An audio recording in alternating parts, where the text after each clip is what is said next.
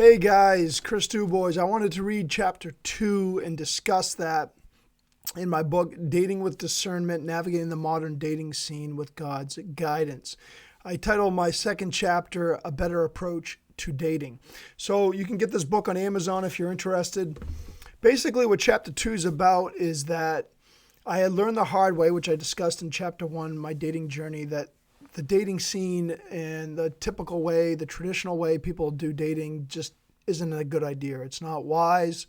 I'm not saying it's necessarily sinful. It's just not wise. And I learned the hard way that it was filled with rejection, sexual compromise, impurity, betrayal, drama. It didn't work out well for me. I had bad experience from it. And I discuss all that in the first chapter of my book, and I have a video on that as well if you're interested in listening to it. But in this chapter, I said, okay, there's got to be a better approach to dating. So here I am. I'm in college, going at Zion Bible College, what's called North Point Bible College today. I was getting my bachelor degree in biblical studies and with the minor in pastoral, and I'm seeking God, and I'm spending time in His presence daily, and I'm trying not to get distracted with women. I'm trying to seek God's face and become more like Jesus and prepare myself for full-time professional ministry down the road. So I remember saying, okay, what I'm going to do from this point on is I'm not going to date just for dating's sake. I'm going to develop friendships with girls, but I'm not going to date unless I truly believe they could potentially be the one for me for marriage. And that, I believe, is the purpose of dating. You date once you sense and feel this one could be the Lord's will for your life. And the purpose and the intention is for marriage.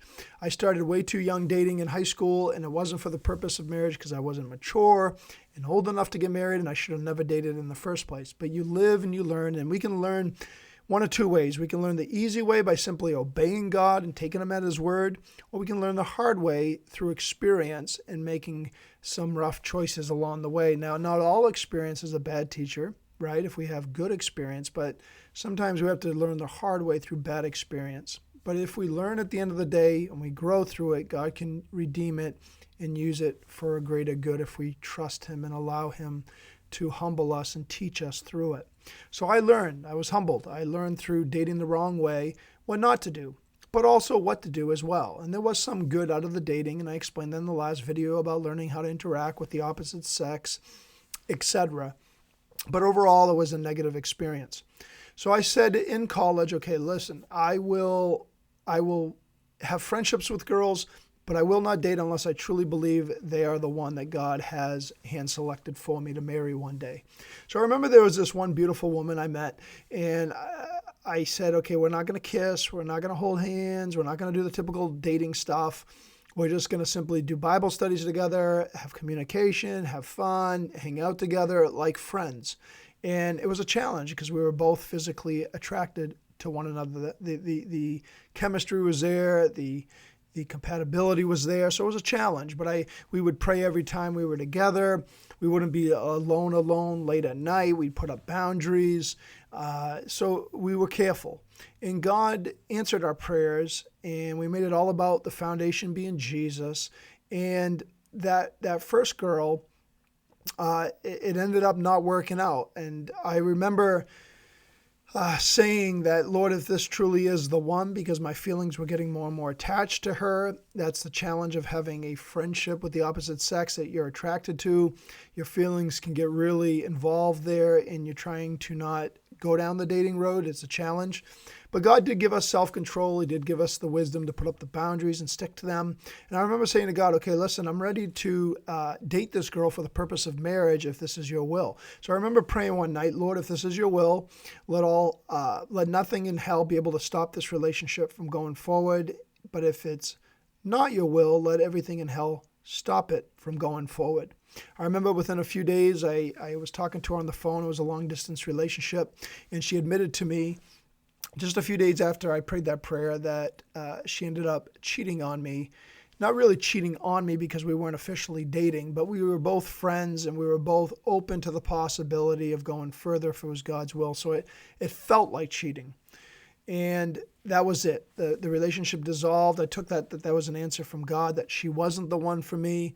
And it wasn't this huge breakdown, crying, deep pain situation like my other dating relationships, because again, we weren't officially dating.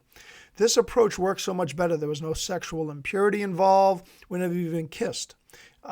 We made it about Jesus. We had fun together. We did Bible studies. We prayed together. There was no hard feelings when we departed because we weren't officially dating, so our hearts weren't super entwined. There was a lot of wisdom, and I walked away from that saying, wow, this is a much better approach to the whole dating scene than what I had originally experienced. The next girl came along too. There was another girl I was attracted to sometime later. We did the same thing again. We were just friends. We never kissed. We never went down the dating road. And we just decided at the end of the day that it wasn't going to work. And that one didn't work either. And I said, wow, 2 positive experiences compared to several bad experiences with the whole dating scene back in high school. I said, this new approach is so much better. I gain a friendship with a girl. We put up boundaries. We make it clear from the beginning we're not dating, but there is a possibility for dating down the road if we both believe we are the ones that God has for each other for marriage. Only then would we date, because the purpose would be for marriage. And because we felt that both of these relationships it wasn't God's will, therefore we dissolved it without any betrayal involved, any major rejection, any heartache, any drama, any sexual compromise. There was none of that. And we had a great time in that season as friends, and it was pure and it was wholesome and it was God honoring and God glorifying. I realized real quick, this is the better approach to dating. This is what this book is about, and I hope we can implement it in our lives, because a traditional modern dating approach is just simply not working.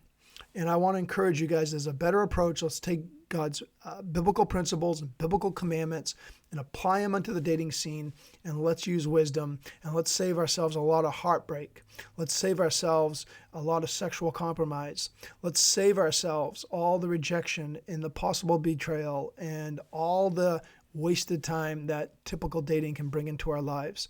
Let's be wise about this and trust God for His timing. For when His timing is there and His will is involved, that's the only way to do it. All right, God bless you guys. Hope this chapter encourages you. God bless.